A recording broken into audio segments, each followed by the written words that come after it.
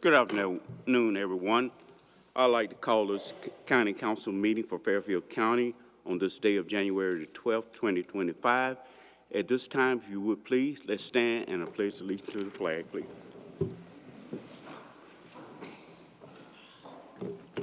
I pledge allegiance to the flag of the United States of America and to the republic for which it stands, one nation, under God, indivisible, with liberty and justice for all.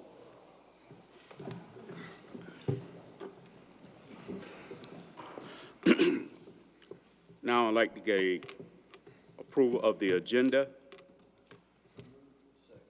The motion is second. Are you prepared for question? All in favor? Let the record show 7-0. Now we will have invocation from Mr. Dan Roof. Let us pray. Heavenly Father, we thank you for this day. Thank you for everyone here. We just thank you for all the blessings you continue to bestow upon us. We pray for safe travels for the monks who are traveling across the United States, and just help us to realize that we do need peace in this country and in this world. And we just ask blessings on them as they travel. Lord, we just ask you to guide and direct us as we make decisions for this county, that everything we say and do would be according to your will. We ask all these things in Jesus' name. Amen. Okay. Thank you, sir. Now we get the approval of the minutes. Regular meeting was 12/8/25. May I get a motion? Motion is second. Prepare for question. All in favor, say aye. Opposes, nay. Let the record show 7-0. We have a proclamation on the agenda, but apparently the family is not here, so we will. Mr. Brown's here? Oh, I apologize. Mr. Brown, would you come forward, please, sir?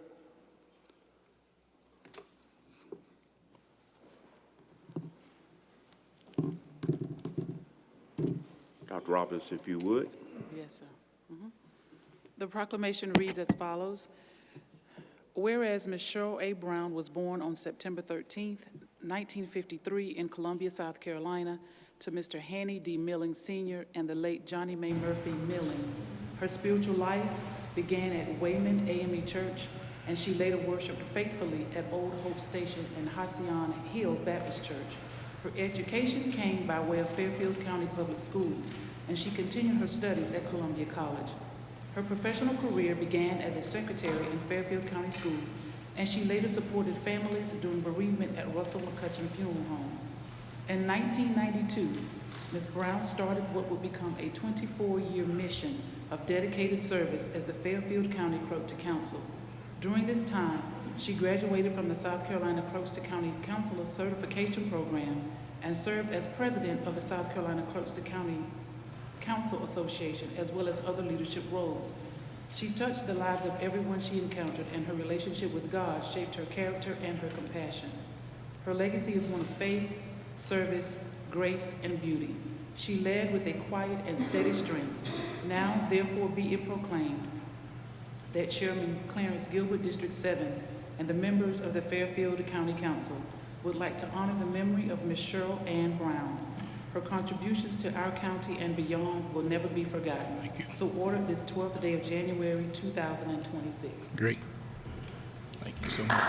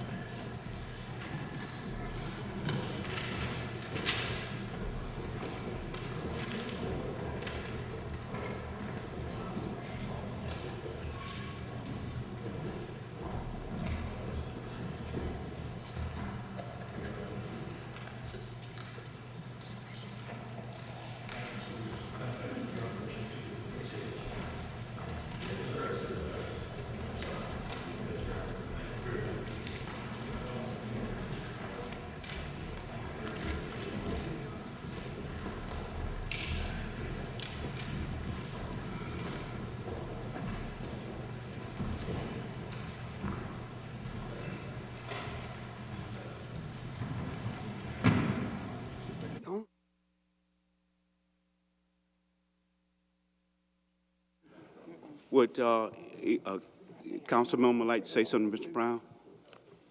I would. Oh, he's going out the door? Oh, God. Is he gone?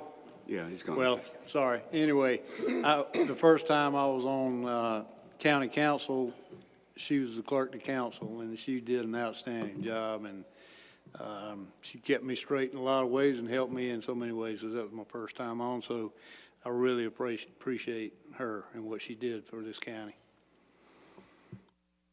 Anyone else?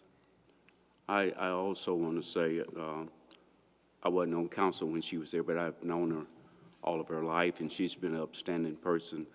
And sorry Mr. Brown has left, but I want the family to know, if they're listening on YouTube, that I have the utmost respect for her, and I think that she was a great, great person when she was here. She's a great person, period. She was a great person, period. And she's truly going to be missed. Now we're down to public comment session. Dr. Robert, do we have anyone that's signed up? Yes, sir, Mr. Chair. Randy Bright.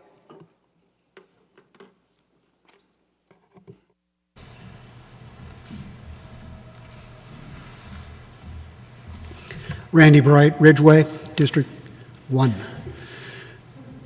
The agenda has on it an update on the audit, and that brings great hope. Great hope that, number one, this audit won't be too terribly late. It will be good, and eventually it will yield a year-end financial statement that'll offer endless guidelines for our future budget and other planning ahead. We've never used the previous financial guidelines, at least publicly or in anywhere else that we're aware of, to guide our budgeting process. The financial statement that you'll have from the audit will reveal to you, if you just look for the signs, what worked and what didn't work from the last financial statement. For example, we've already kind of used it for the detention center. The detention center was sending red flags by becoming in way under budget for the year. That's always a red flag. And sure enough, after the county administration dug into the problems, they found out there was organizational issues, staffing issues, hiring issues, and other issues that needed to be addressed. It showed the way to fix the problem. And again, we see that same thing with our animal control department. It came in way under budget again last year and is running under budget again this year. And by utilizing the financial statements, we were able to dig into some of the problems, and the county administration has made great strides in reorganization and, of course, the pay for the detention center. Using the financial statements to guide you forward will help us know in the budget process where we failed and where we were successful. It will help us to budget properly and appropriate and allocate resources to where we need them and to pull them from where we don't need them. We have two shining examples that were used this year.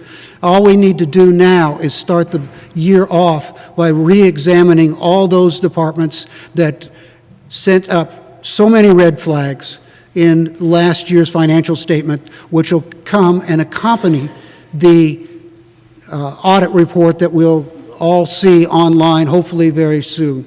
But the time to use financial statements is not last year, not the year before. It's the most recent financial statements. Financial statements are a guide, not just a compliance. Thank you. No one else signed up to speak, Mr. Chair. Thank you. Now we're down to public hearing. Dr. Robinson, if you would, please. An ordinance to repeal ordinance number 737 and to establish the rules and regulations pertaining to animal control in Fairfield County, revise Chapter 4, Animals of the Code of Ordinances, Fairfield County, South Carolina, and other matters related thereto. Okay, this hearing is called It's open at 6:10. Do we have anyone signed Yes, up? sir. Yes, sir, Mr. Chair. Roger Gaddy.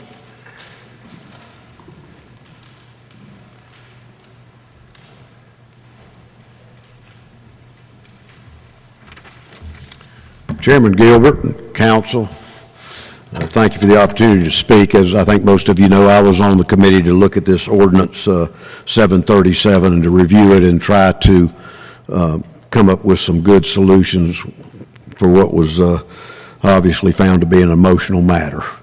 Whenever I was mayor of Winsboro, Danny Miller told me one time, said, Quay McMaster said, don't go messing with people's dogs and cats, they get upset. And I appreciate the opportunity and the privilege of being on that committee to try to help find a workable solution that was good for everybody, and number one, and number two, good for the animals of our community.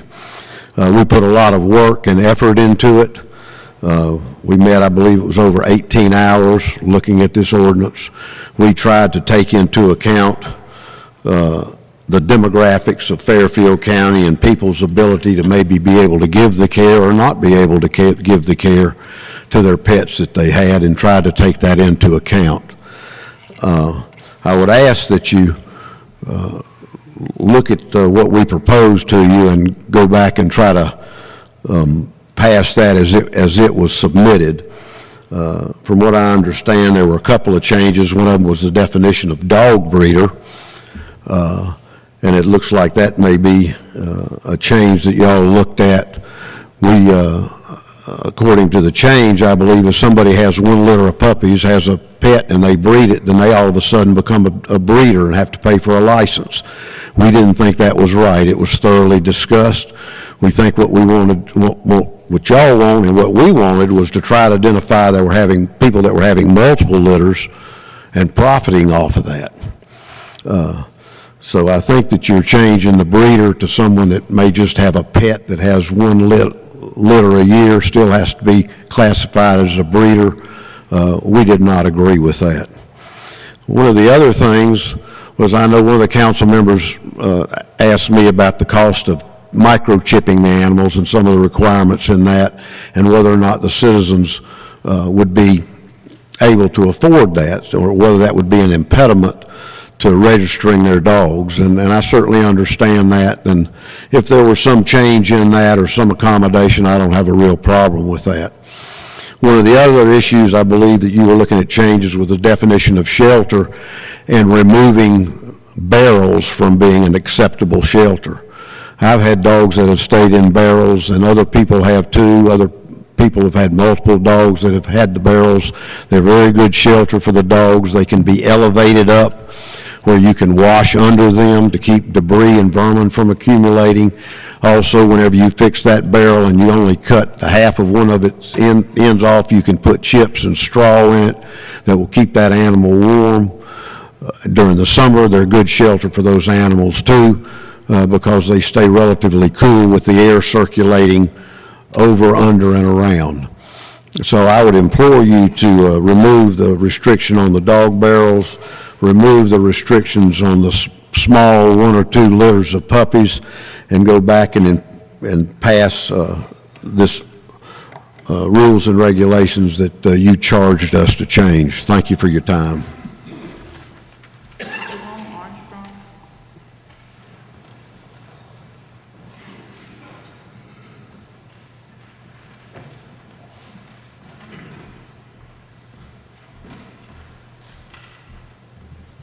My name is Jerome Armstrong. I'm from Lebanon, Shady Grove area. I was born in Winsboro, been here all my life. I hunted ever since I was 12 years old. I know how to take care of dogs. I know the majority of the people in this county also know how to do that. But when you start making particular changes, everybody don't economically have the funds to do what has been suggested lately. One of the main things is we live in a county that majority of the people work outside because there is not enough money in this county for a lot of people to have good positions and jobs. I was very fortunate. But one of the things we need to understand that people in Fairfield County, for the most part, do the very best they can, not for themselves, for the others, their pets, and any organization they participate in. I want you to really look at this as a very serious thing. And we talked about microchipping. That is not a real cheap way of getting that done. It takes a lot. You need money. And the person that stated anything about puppies, breeders, and putting a licensure connected with that with one breeder, I don't understand that either. But one of the things we need to continue to think about is this is Fairfield County. We all must work together. We all must look out for each other. We can't just make conditions just for one set of people. And I'm really disturbed that I've been here all my life, and some of these changes are not well thought of. Please, please think about the other people, the people who do not have, not the ones who have. The people who do not have may want to have but cannot do. Please think about those folks when you're making decisions in reference to how they're going to take care of the animals. Majority of the people in this county try their best to take care of the animals. It's true, it's some people that don't and never will. But we can't discount the fact that Fairfield County needs some changes, I will say. But you must consider the people that cannot do any more than what they're doing. They love the animals, they're doing the best they can, and it should not seem to be punishment when they can't fulfill all the requirements. I just want to say this. Think again about Fairfield County and Fairfield people, and I thank you. Katie Titus Odom.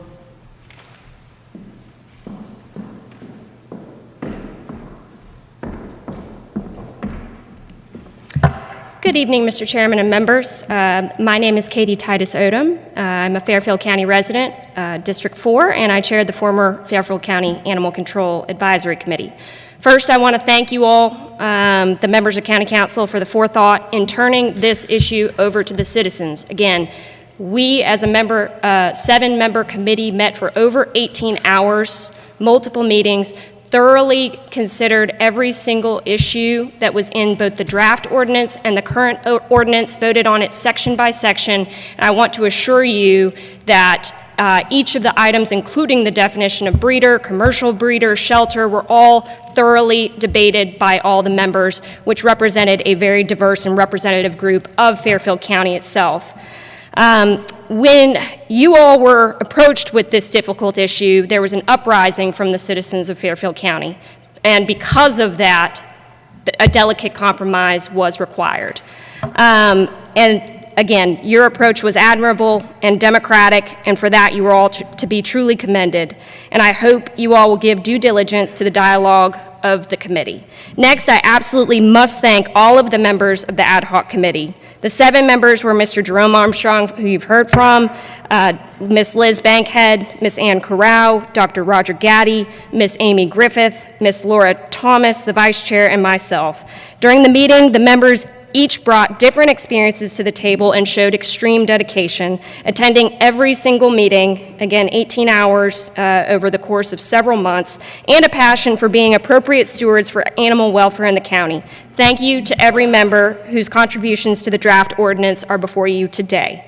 It would not have been created were it not for their expertise and thoughtfulness. With that being said, I wanted to briefly remind you of what the ad hoc committee was tasked with. Reviewing the current animal control ordinance and draft amendment to the current regulations to make recommendations and improvements and alterations to county council. We were not to discuss enforcement or resources or education, all of which must be considered as part of this solution. But that is the next step. In order to get to the next step, we must put this ordinance behind us and get on to the business of administration. So with that, I would encourage you to vote for the draft as presented and proposed by the ad hoc committee without any amendments this evening. The committee members are all thoroughly in support, as you would see in the votes that we each took, unanimous on the final draft at the time of the vote. So again, please vote for the ordinance as presented with no amendments. Thank you, Mr. Chairman and members. Chris Chavez.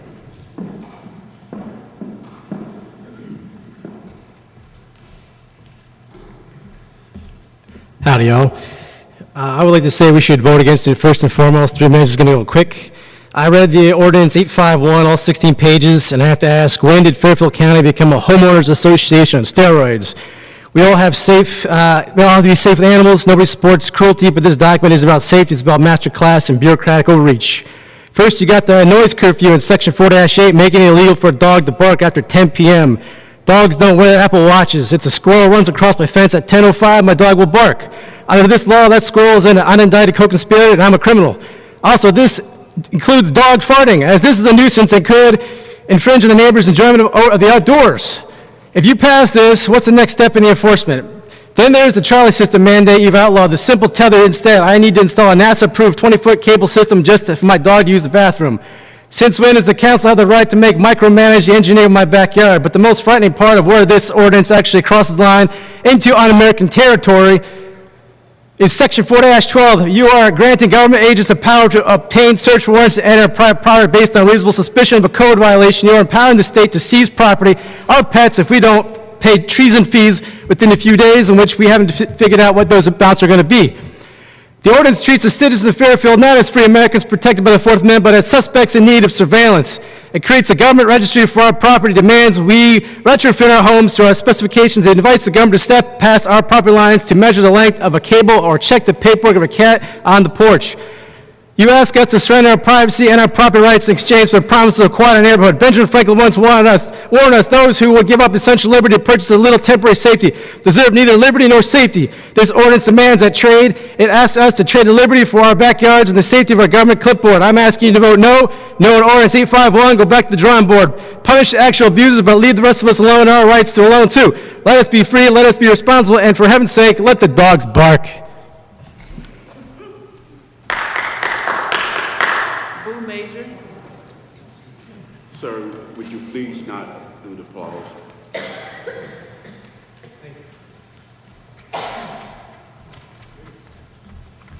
Boo Major District 2. First of all, thank all of you guys on council. Thank you to the Animal Ordinance Group. I was here for the majority. I think I just missed one Animal Ordinance Committee meeting, and they did tremendous strides. A tremendous amount of work has been done to improve the lives of animals and humans alike, and with the passing of an ordinance we can be proud of. To those of you on council that have been to the shelter, attended the Animal Ordinance ad hoc meetings, and or met with concerned citizens, you are greatly appreciated. I'm in agreement with 95% of the ordinance as it's written. We all need to be reminded that the ordinance is not designed to punish the good guys, but to catch and enforce positive animal welfare laws with irresponsible citizens. Nobody's coming after me. Well, they might, but you know, if I have a dog, unless someone complains about my dog, I don't think the shelter has enough, or the animal control has enough time to come to my house and tell me that my dog is causing a problem, unless someone calls in a complaint. So I think that's the one thing we need to really pay attention to, is it's just really designed to catch the irresponsible people. On a positive note, big strides are happening with the 501c3 organizations, both established and new. Great things are happening in the county to get dogs and cats to rescue through Hearts Unleash, to spay and neuter through Because of Roscoe, pet food for needy citizens through A Helping Paw, heartworm treatment through Hoof and Paw, and emergency medical funds through Hoof and Paw and Sonia Murphy's volunteer pack. All of these groups are nowhere near enough to get Fairfield County animal control to where it needs to be. Improvement will come through time as the ordinance is enforced and the ordinance tweaked as needed. With education of the public is a must. Physical improvements to the shelter is also desperately needed, as you guys are all aware. We just need to continue to get the citizens of Fairfield County on board. Yes, we are a rural county, but that doesn't mean we need to be stuck in the 20th century with animal welfare. Council doing positive things by passing the animal ordinance presented with or without amendments will go a long way to improve the lives of animals and citizens alike in Fairfield County. Thank you. And Carrero. If I could just remind the public to please just address the issue of the ordinance itself.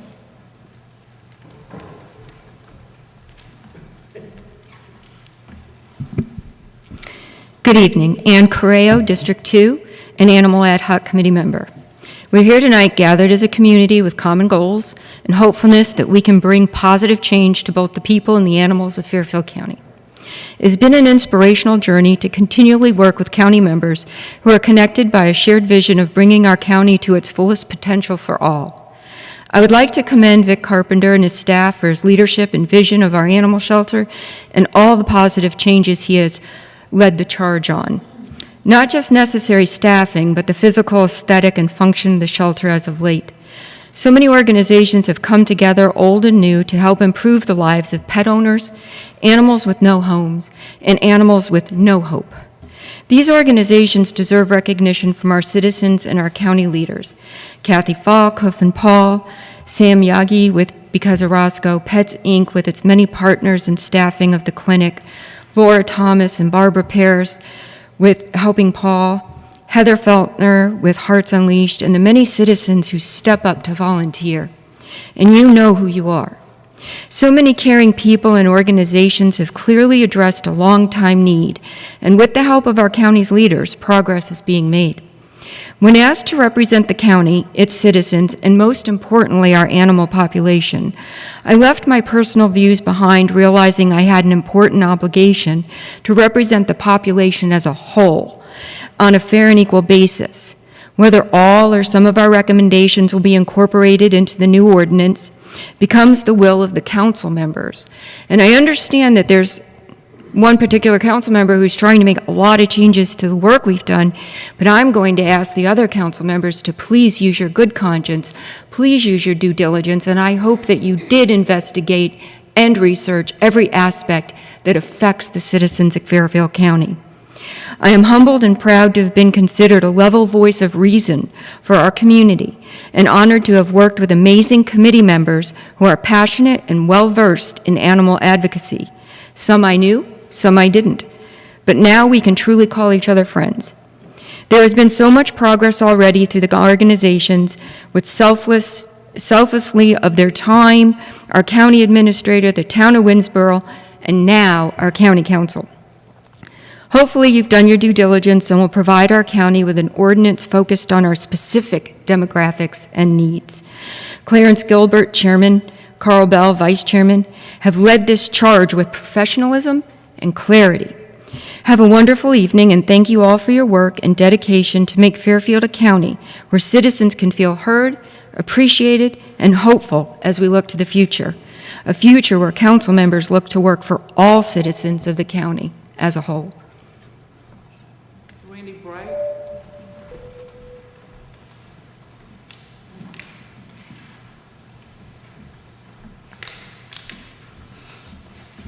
Randy Bright, Ridgeway, District 1. I was a little disappointed when this whole process started this year that there was no real goals set out, no end goals set in front of anybody in either the committee or the council.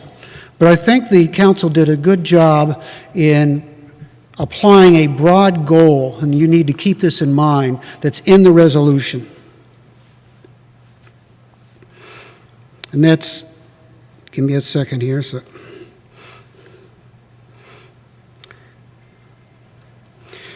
Whereas Fairfield County Council wishes to provide for the public health and safety by regulating the care and control of dogs, cats, and other animals consistent with South Carolina law for the public good. That's a broad, overreaching goal that should stick with anything that you might think that you need to change. It's a goal that's worthy, and it's a goal for the public good. as all laws are. So keep that in mind. The public, what's best for the public, what's best for the dogs.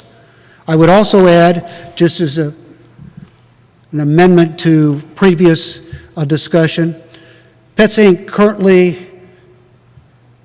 lists their microchipping, which is for life, and for registration, $25. $25 for microchipping from Pets Inc. There are others that are out there, but that's one that everyone's familiar with. So that's not an issue. Thank you. Anyone else signed up to speak, Mr. Chair?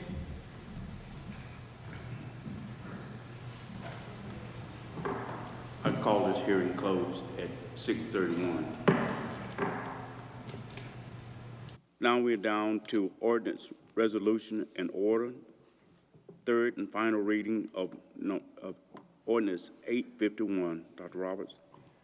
An ordinance to repeal ordinance number 737 and to establish the rules and regulations pertaining to animal control in Fairfield County, revise Chapter 4, Animals of the Code of Ordinances, Fairfield County, South Carolina, and other matters related thereto.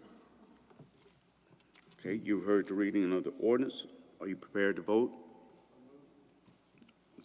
A second?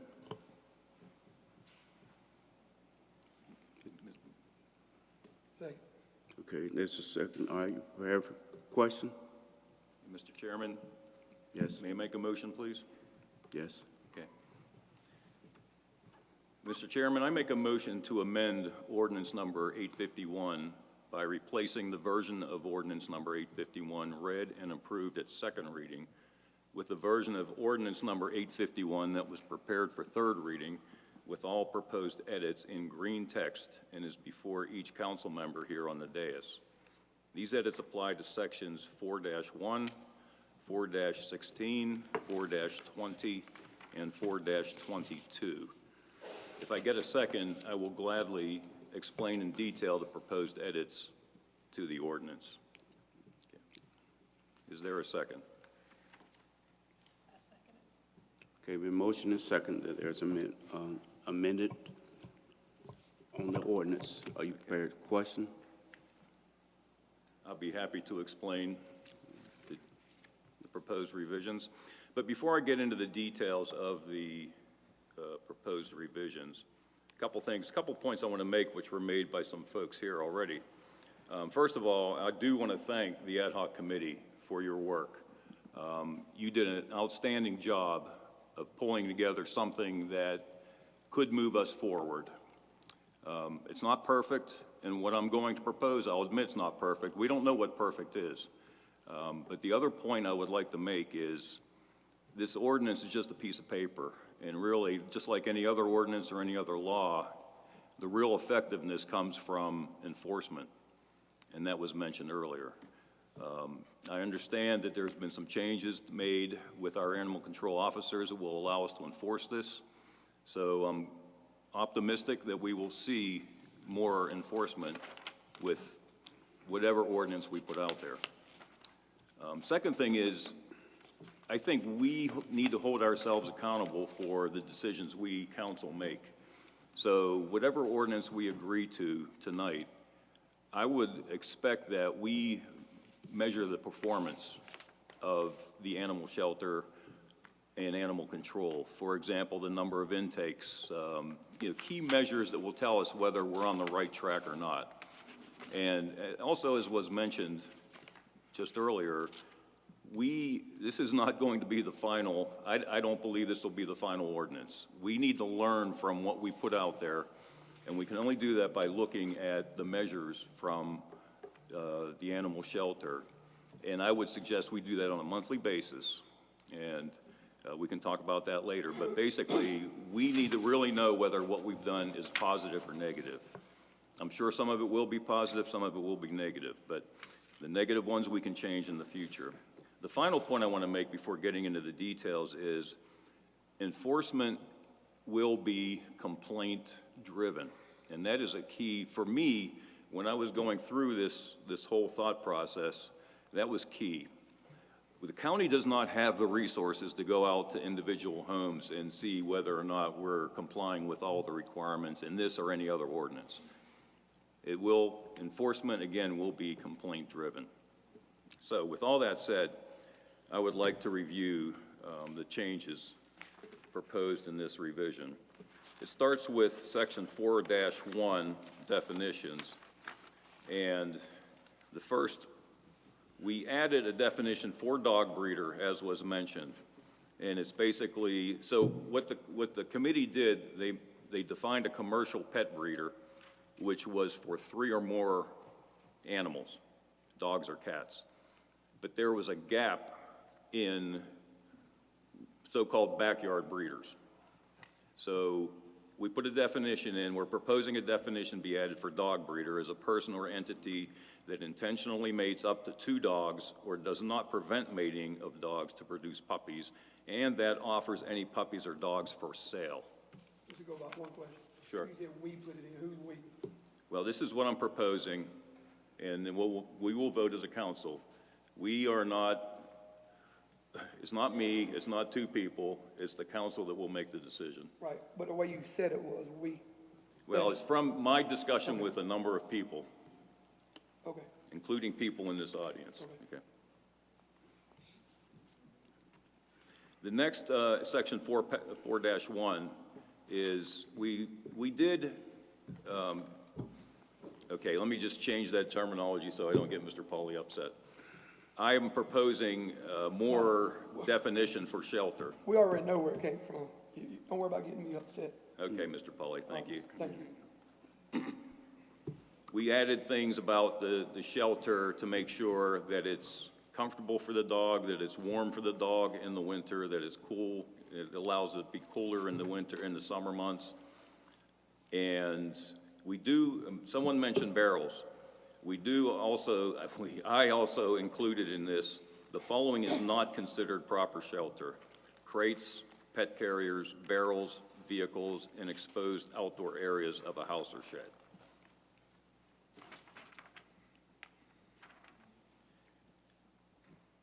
The next section where I am proposing a revision is section 4-16, which is redemption.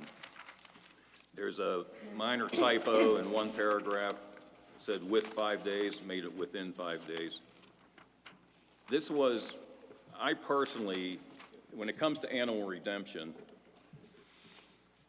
I felt that we need to have something in here for responsible pet owners whose pet just gets loose, and a one-time exception from spay and neuter. There's a lot of discussion, and what I've decided to put in here is when it comes to a sterilization exception, which is in paragraph C of 4-16, the animal, so the one exception is there's a statement from a licensed veterinarian that due to health reasons, the pet couldn't withstand spay or neuter. And the second one, which is what I'm proposing as a revision, is the animal meets the requirements of section 4-21, pet registration, which was left untouched from the ad hoc committee, and is the first or second impoundment of this animal. So 2 impoundments. And the animal's owner elects to pay an additional redemption fee in an amount established by Fairfield County Council. Now, this fundamentally is not much different from what the committee proposed, and we took the dollar amounts out of this because it is my understanding that we would need to, all of the fees that are charged by the county are in our annual budget, and they're actually in ordinance number 845 for this year, so that would be something that would have to be revised to add any new or change any fees. So we took that, I decided to take that out as a proposed revision. And then there was another statement that I suggested we delete, and that is the animal, this is again, I'm sorry, hang on one second. This is sterilization exceptions do not apply, and there was a statement proposed by the committee that said the animal has been impounded by Fairfield County Animal Control for a violation of running at large twice or more previously.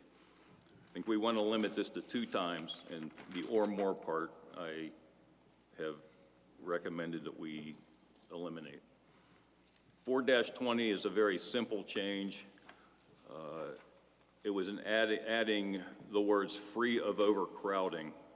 So the complete sentence now is, the enclosure or other areas where pets are kept is constructed in such a manner that pets housed there will be free of overcrowding and adequately and comfortably kept in any season of the year. And finally, Section 4-22 was previously titled Commercial Pet Breeder, and what I'm recommending is we add to that "and dog breeder" based on the definition 4-1. And basically, this is the change is that dog breeders, as defined in Section 4-1, must also comply with paragraphs C1 through C4 above. And so these are the 4 requirements that the committee recommended. One was proof of current rabies inoculation.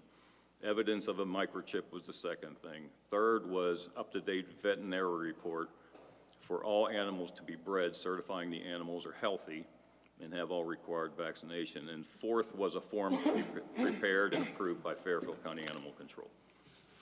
So that summarizes, well, that goes into more details about the changes I have proposed in this motion, Mr. Chairman. Is there anyone else that has a comment? Mr. Paul? Ms. Rue? Yeah, I mean, I don't know. We can keep hashing this over and over, but I don't remember when we started. I was on the original Animal Control Committee before, in the previous, last year before, whenever it was. It's been 3 years. And so it dragged out so long, and I think I recommended that we form an ad hoc committee, and it got started, and this has just been going on and on and on. And this is not to say that this can't be amended in the future, but we're on the 3rd reading now, and this committee has worked over 18 hours on this. There's just been, I think there's just been too much time to put into this to be changing it again now, and so I am just absolutely for moving on, 3rd final reading, and be over this and move forward. And in the future, if we see need that things need to be amended, adjusted some, that could still be done. This is not end all right here, but I'm just for now, I think we need to make it the end all for right now anyway. And so I just really do want to thank all the committee, all the people, everybody else has had put input into this to get to this point. But I'm just totally in favor of moving on with the original draft from the committee. Mr. Paul? I would agree with Mr. Roof. I don't think any council member, unless I'm wrong, received these changes from Mr. Goldbach before tonight.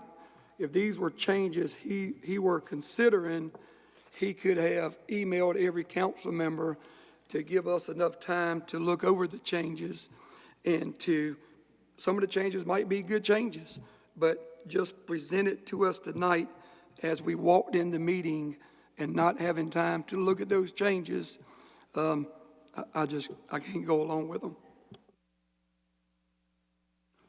All right, you've heard the comments and the motion. Are you prepared to vote? All in favor? Is this the original motion? No, this is the amendment, amended motion. No, amended motion, Apollo. Okay. Are you prepared to vote? All in favor? Raise your hand. Opposers? Nay. At the record show. 4 nays and 3. I mean, 4.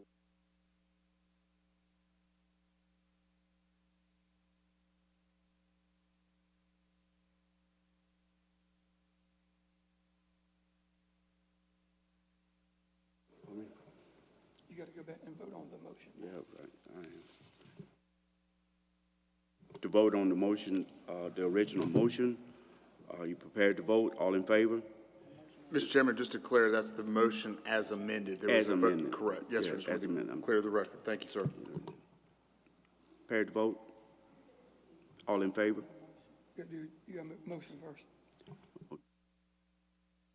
The original motions, we just need to have a motion to approve as amended. There was a motion to amend that was approved to include the language proposed by Mr. Goldbach that was passed 4-3. So the original ordinance that was presented to council for third reading tonight has been amended to incorporate the language that was presented by Mr. Goldbach by a vote of 4-3. Now it would be appropriate, should someone wish to make that motion, to approve the ordinance as amended. Gotta go. Pardon me? No. What we need to do now, just Mr. Goldbach, is to approve the ordinance as amended and to go forward. So that requires a motion to approve the ordinance as amended, and should that be seconded, then that would be voted upon, and based upon that vote, that would be the ordinance that would either be enacted or not approved.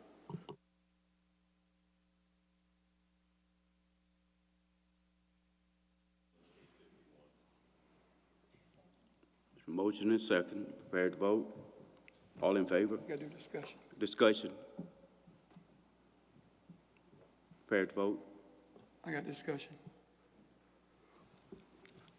I want to thank the ad hoc committee for all their hard work and dedication to this ordinance. A few individuals did not get their way and were not appointed to the committee. Also, even one committee member did not get their way and tried their best to go against the other committee members. These individuals went to a council member, I guess you can see what council member it was, complaining, hoping the ordinance would get changed.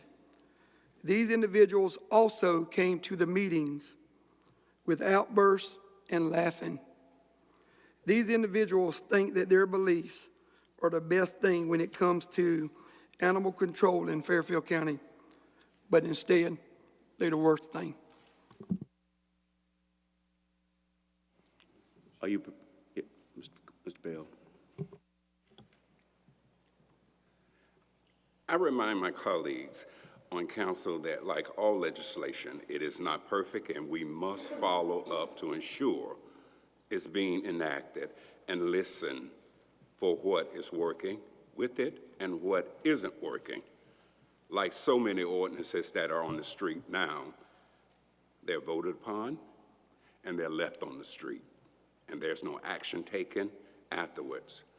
To get bogged down in this one doesn't make any sense to me unless we hold on to the idea that we're going to follow this ordinance to ensure that it is working for the people who are implementing it and not for our own selves and our own egos.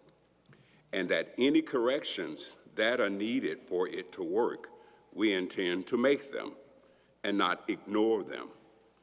And I thank you all for your voices in beginning and being and bringing the ordinance to where it is today, and all those who have been a part of it. The ordinance and its amendments and new implementation isn't foreign to me, and there's nothing about it that is new to me. I'm aware of it because I've been a part of it. I've been working with the different people on it and no specific groups, and I've been listening, and I've made my decision based on what I know and not on anybody trying to persuade me otherwise.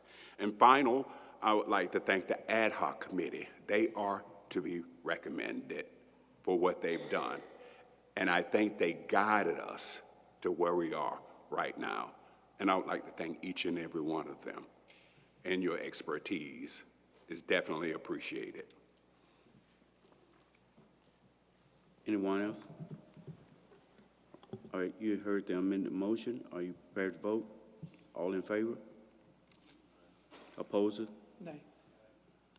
Let the record show 4-3. Now we're down to the second reading of ordinance 852. Dr. Roberts, if you would, please.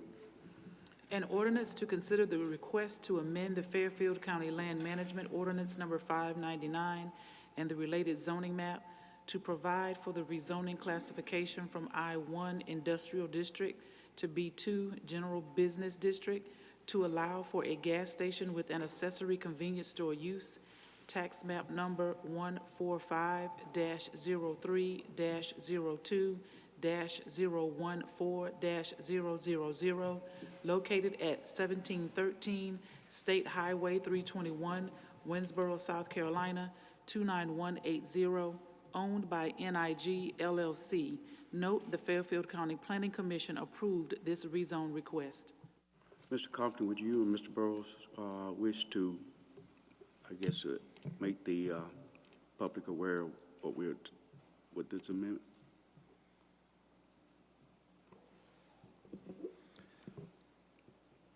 I mean, the location of the, Mr. Chair, I just totally blanked. okay.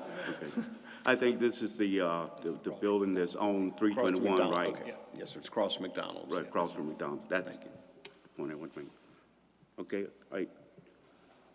are you prepared to vote? Kind of get a motion first.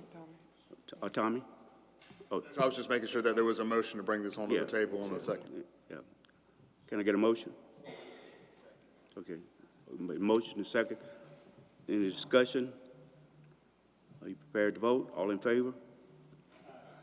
Opposed? Let the record show 7-0. Board and commission minutes, none. Board and commission appointment, none. Old business, none. New business, detention center update. Mr. Carpenter.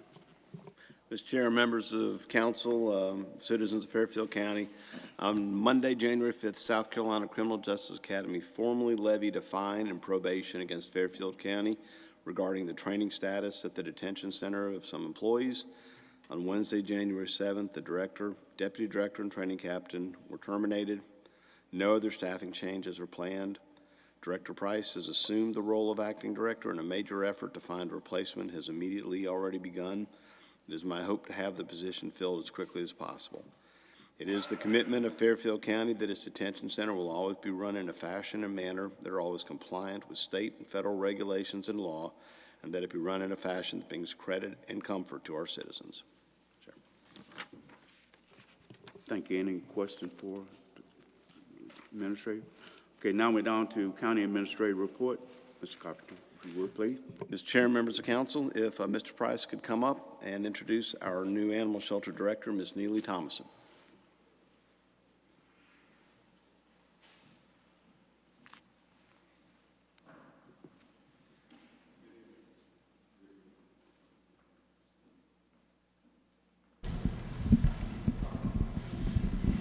So, okay, I got you. Thank you for having us tonight.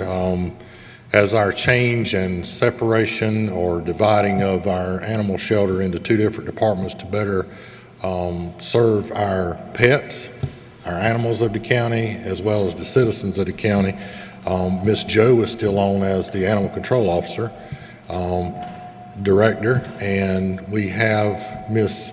Neely Thomason that is now the shelter manager.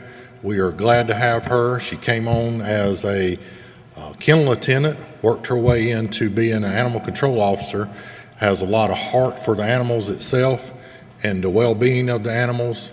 She, in her short period of time of 1 week in having this job, she has taken it by the horns. She has a great team behind her in which we have hired 2 additional kennel attendants. We have also a vet tech. Things are running smoothly. It's getting cleaned up.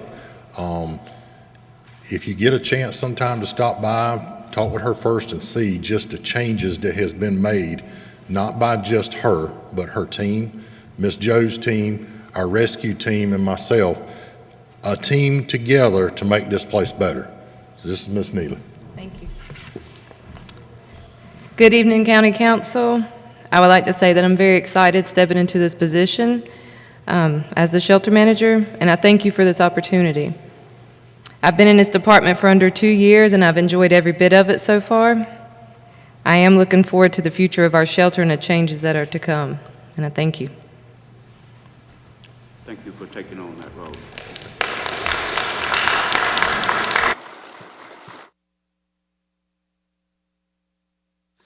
Mr. Chairman, members of council, next want to update you on the ASPP EMS contract. ASPP is a program that was created by the state to identify funds that were not used in their normal grant program and then reallocate them to worthy agencies. We had never participated in that program before. We are now participating in the program, and so this contract update will allow us to take these funds, it's about $100,000, to pay for a study for EMS. So this is money that we've been leaving on the table that other people didn't spend that we could have spent, but we never did. So I'm just updating you on the fact that we got this money and that we can use it, and so we'll be using it for that purpose. So I just wanted to let you all know. Next item is the audit update. I'm quite pleased to tell you that the audit was received in Columbia by December 31st as required by law. Kudos to our entire team that worked for months, many months, to pull this together. The audit is a significant move forward for us over some of the issues that we have had to deal with in previous years, and it's just a testimony to the team that we have. So I'm quite pleased and proud that we are compliant. We did not need to request an extension, and we will present the audit itself to this council formally at the next meeting.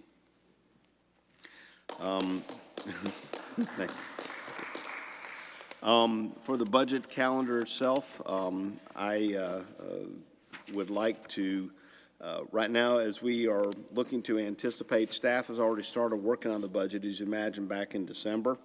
And we have now moved into the full process that we will follow with it as far as projecting our revenues, working on departments for salaries and staffing, updating all aspects for that.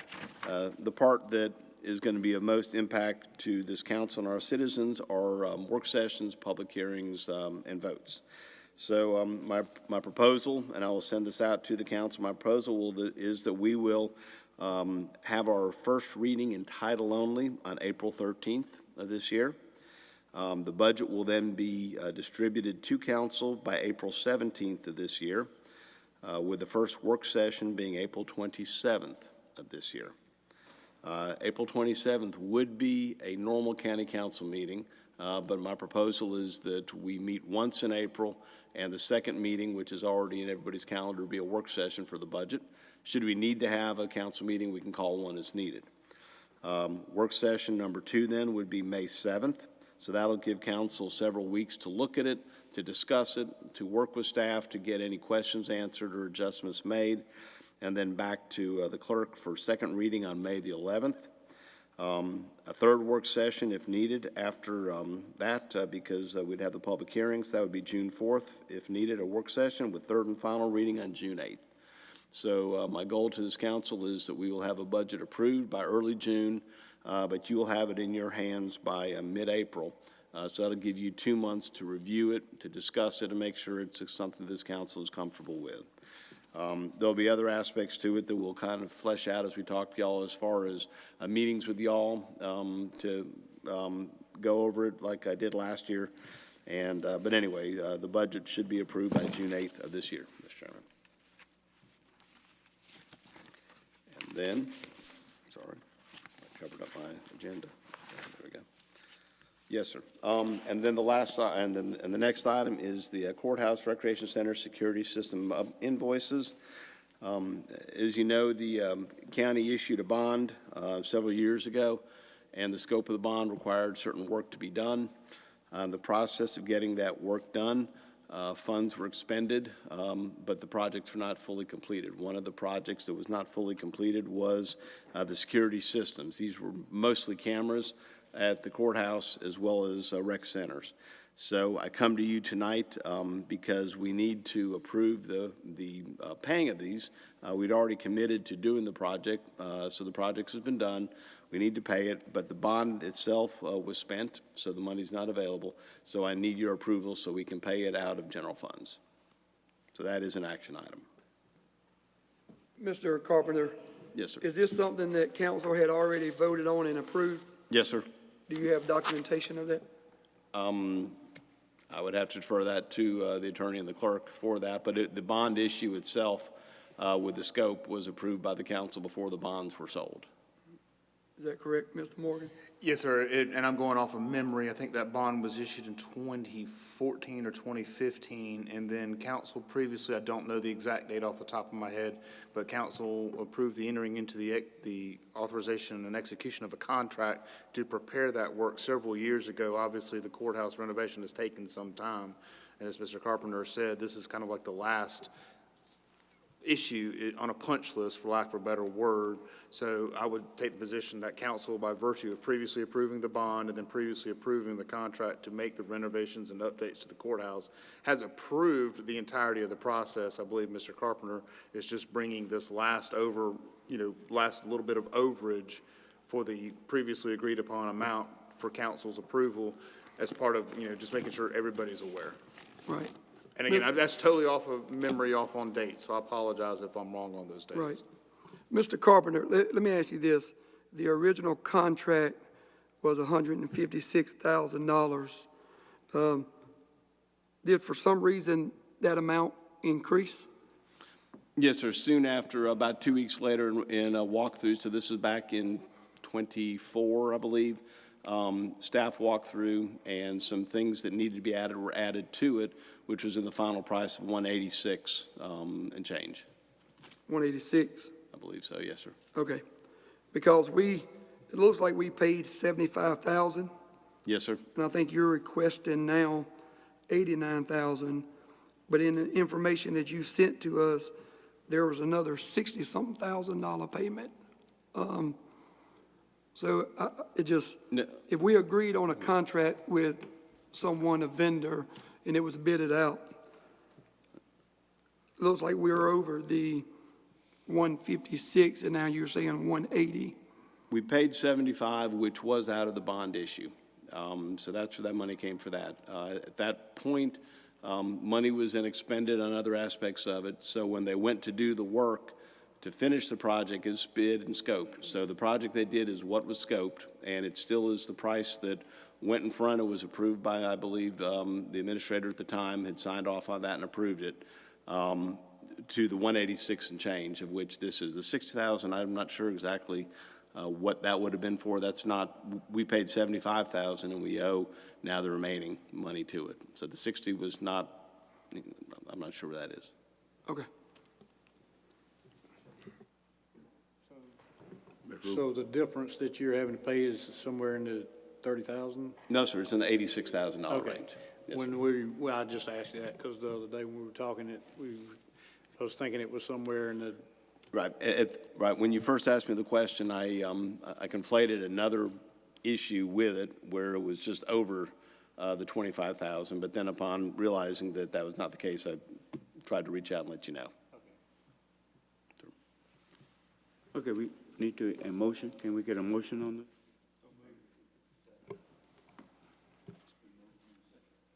It's been motioned and second that we pay this invoice. Any discussion? Prepared to vote? All in favor? Opposing? I'm gonna abstain. 6 and 1 abstain. Can I ask Mr. Carpenter one more thing that I discussed with him last week because I had several employees at the recycle center asked me about the $250 stipend for our part-time employees, which they thought they were not going to get. And I talked to Mr. Carpenter about this, and I'm going to let you elaborate and explain this, if you will. Yes, Mr. Roof. So when we approved this in December for the stipends, the The standard practice that we have done is the full-time employees receive whatever the amount is, 500, and then part-time would receive half of that. At that point, my assumption was that part-time employees were part-time employees, so anyone who didn't get it was as needed, and we classified them as needed. As needed is generally going to be someone who might work no hours one week, might work 10 hours one week, but they do not consistently work regular hours. What I've discovered now in the last several weeks is that we have a number of employees that probably do not qualify as needed. They are part-time. They consistently work a regular basis. So I've asked HR to come up with a list of that I can then present to council with the recommendation that those employees be classified as part-time, and we can pay them. It's not a Christmas, but we would still pay them the amount, and then going forward, we would then have a policy for what employees are part-time and what are as needed.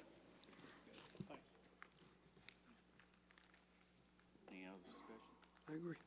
Okay. Mr. Chairman, I just think that, you know, we have a number of should-be part-time employees that are working quite a number of hours a week that deserve this, and hopefully we'll get that passed to them. Yeah, that had been brought to my attention also, and we were going to discuss it.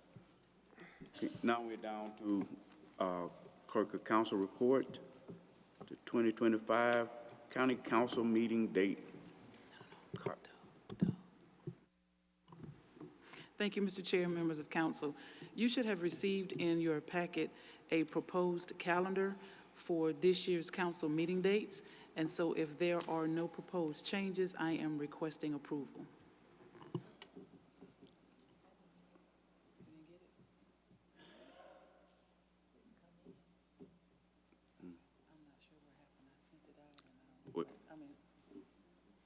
Let's table it to next. We'll table this to the next meeting until everyone has had a chance to look at it. Are you okay with that? Yeah, that's good. Okay, all right. Now we're down to county council time. Any councilman wish to say, has anything to say? I want to, again, thank the ad hoc committee for all the work. I know it was a long process, and, you know, we'll know ordinance is going to be perfect or suit everyone in every situation, and so we'll go along with what we got. But, you know, I was just hoping to do what y'all did and accept that, but we didn't, so we'll move on. And but I thank Mr. Goldbach and whoever was involved in doing this amended ordinance. You know, it'd suit me better to approve the original, but it's, you know, it is what it is now. So, but also I want to thank administration and finance and for all the hard work on this audit, getting it done in time, because that's the first time in, I don't know, maybe 10 years. I don't know, it's been quite some number of years since that has happened, and everybody would be greatly commended for that. That is outstanding. So thank y'all very much. Anyone else? Mr. Goldbach.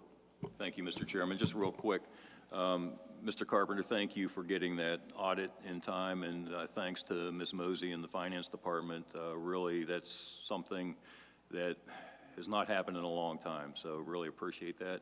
Congratulations to Neely.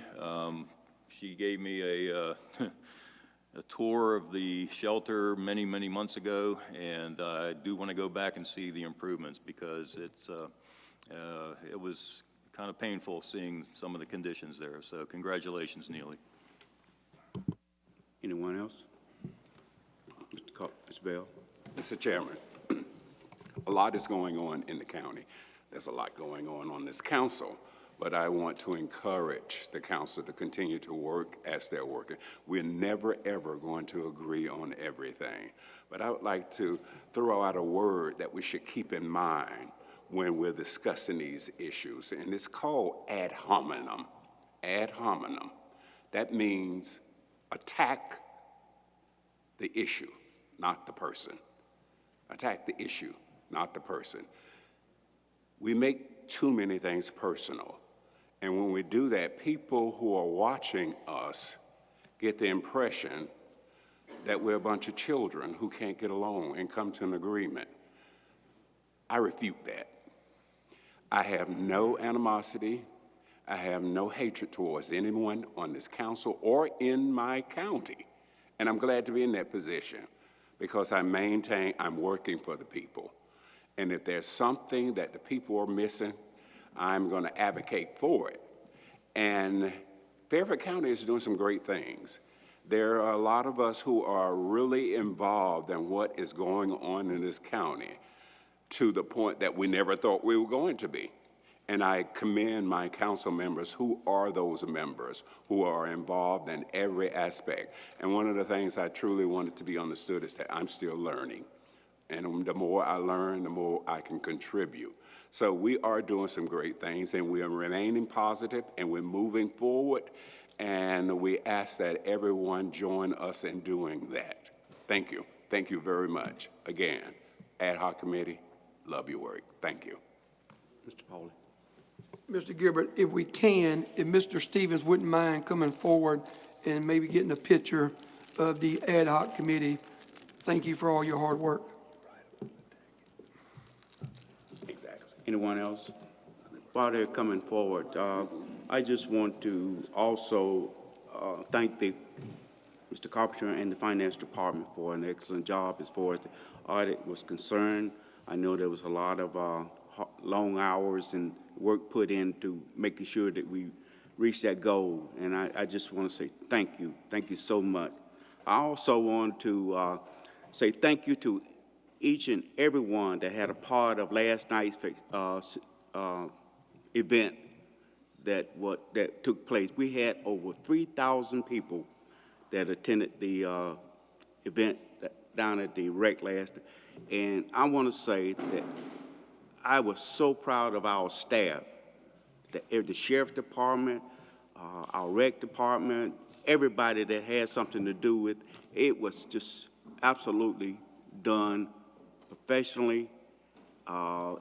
Nobody complained. I never saw any of the citizens complain. It was just really a nice event, and Fairfield County really made me proud. And I'm a nobody, but I'm very proud of everybody that participated and had something to do with last night's event. Thank you. Mr. Chair, if I could kind of weigh in on that with your permission. Really two things, first of all. Though I appreciate kudos directed my way when it came to the audit, I didn't do the work. It was the staff that did the work. It was Ms. Mosey and her team. They're the ones that put in the long hours, weekends, and holidays. So though I appreciate anything thrown my way, it belongs with them, and they deserve it. They did the job. Our sheriff's office did an amazing job last night in a way that no others had done. We were told that by representatives of the March for Peace. What they saw was the most impressive they saw, the best organized, and so we can carry that with pride. And our sheriff's office did such a good job. Everyone going forward knows how it's got to be done now. And I'm sure Chester County, they've been working with our sheriff's office for 2 days now, so I'm sure they're doing the same thing, but we're the ones that set the standard. So kudos to them. Our Parks and Rec team made this happen with very short notice. We really, 2 days before, didn't think they would even come into our county. So we had about 36 hours to get it all planned and done. So Parks and Rec staff did an amazing job with that. Our building maintenance team was out there helping. Our EMS were there, our fire guys. It was a full effort. And as you said, we had probably 3,000 in the building. We probably had another 3,000 lined the streets of Ridgeway. And the Ridgeway is what, 800 people, and 300 people. So, that just kind of tells you the impact it had. But people ate here. I went through the crowd and asked people where they're from. Tennessee, North Carolina, Myrtle Beach, Eastover, all around, Spartanburg, all around they came here. They said they're buying gas. Where do we eat? I sent them to Ridgeway. Where do we sleep? I told them that's up to them. But anyway, I just wanted to let y'all know. Thank you. Okay. All right. Now we're down to executive session. Put my glasses on. A is discussion of employment, appointment, compensation, promotion, demotion, discipline, and release of employees of Fairfield County and the receipt of legal advice pursuant to South Carolina Code 30-4-7A1. Item B is to discussion and receipt of legal advice relating to the proposed expansion of the V.C. Summer Nuclear Station pursuant to South Carolina Code 30-4-7-A-5. Can I get a motion for executive session? The motion is second that we go into executive session. Is there any discussion? Are you prepared to vote? All in favor? That record shows 7-0. We're now in executive session.